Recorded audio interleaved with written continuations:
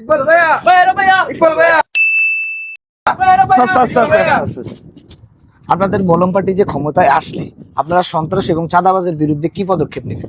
অবশ্যই পদক্ষেপ নেওয়া হবে। দেখেন, আমরা যদি একবার নির্বাচিত হই, আমরা যদি একবার জয়লাভ করি, তাহলে দেশে কোনো দুর্নীতি, চাঁদাবাজি, সন্ত্রাসী থাকবে না। এগুলা বিরোধী দলের কেউ করতে পারবে না, জাস্ট আমার দলের লোকেরা করবে।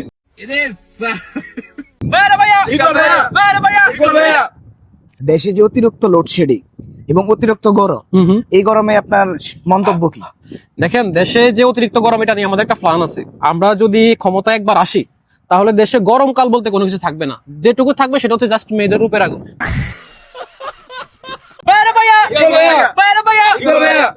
এবং এই অতিরিক্ত গরমে আপনারা কি মানুষকে দেওয়ার জন্য কোনো সিদ্ধান্ত নিয়েছেন কি? অবশ্যই। দেখেন, আমাদের সরকার অলরেডি, আমরা একটা প্ল্যান করছি। আমরা এই মাত্র টঙ্গের দোকানে বসে একটা প্ল্যান নিছি এই ব্যাপারে।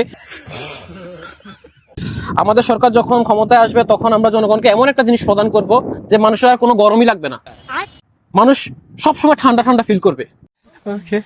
তো আমরা এখন দেখাইতে চাই না, কিন্তু তারপরে যেহেতু আপনি কষ্ট করে ফেলছেন, এটা দেখাইতে হয়।